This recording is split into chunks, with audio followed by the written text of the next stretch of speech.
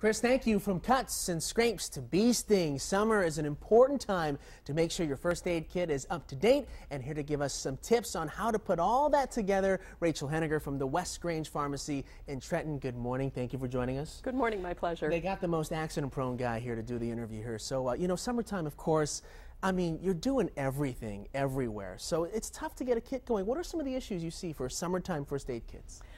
You need to make sure that your kit is up to date. Every year you need to look in your kit, make sure that everything is in date.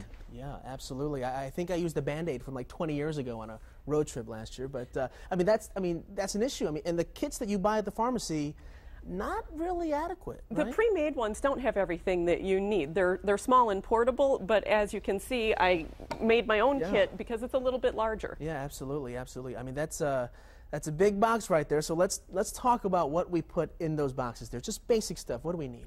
Well, I think that most important is prevention. Bug spray and sunscreen. If you start there and you don't have the injuries happen in the first place, then you're ahead of the game. You need that bug spray there. What else do you need there?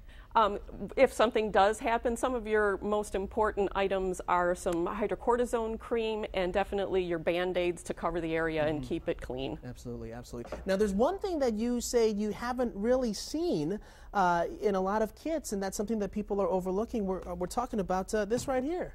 Eye wash. Eye wash.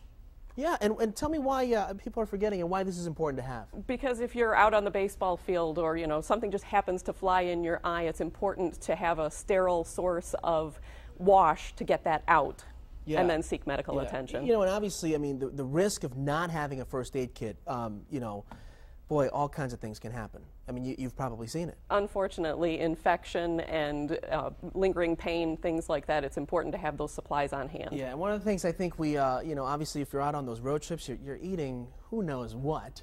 Stomach issues, what do you need for that? We have some antacids, there's Tums, there's Prilosec, lots of different items. Once again, prevention is your best bet, but when you do overdo, to have your items on hand. Right, and you want to make sure you check the expiration date on those too as well. Most definitely. Yeah, of course, we can't go without poison ivy type things and stings out there. What do we need for that?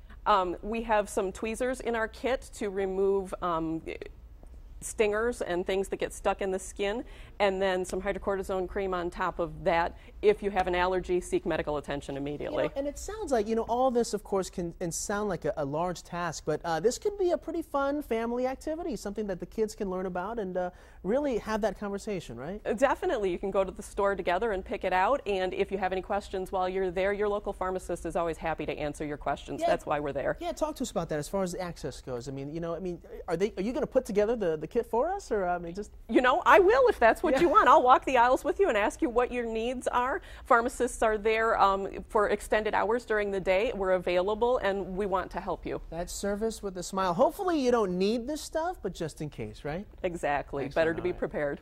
Thank you so much. Thank you. We'll be right back.